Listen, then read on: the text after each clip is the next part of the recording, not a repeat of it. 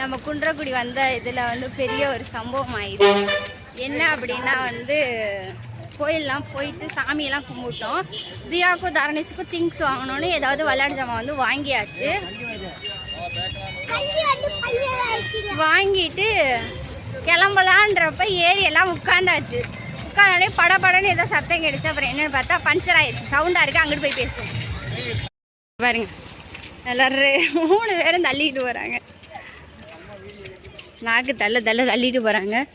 அதான் வந்து பஞ்சர் ஆயிடுச்சு. பேக் வீலு ஆயிடுச்சு. சரின்ட்டு போயிட்டு அந்த முக்கத்தில் வந்து பஞ்சர் கடை இருக்குது அப்படின்ற மாதிரி. இங்கே வருங்க, இவன் என்ன பண்ணிகிட்டு இருக்கான், நாயை கூப்பிட்டுருக்கான். அதுவும் வந்துக்கிட்டு இருக்கு. போடா இங்கே வருங்க, அடுத்த ஆள். ஹேய் பாடி.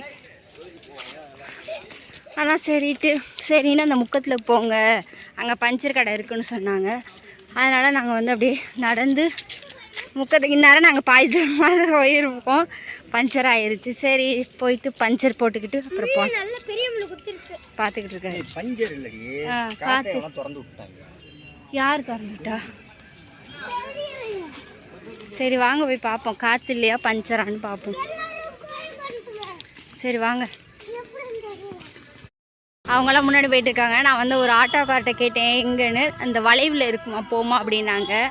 அதான் போயிட்டுருக்கோம். நீங்களாம் இந்த மாதிரி ஏதாவது போகையில் ஏதாவது சம்பவம் ஆகிருக்கா அப்படின்றத கமெண்ட்டில் சொல்லுங்கள்.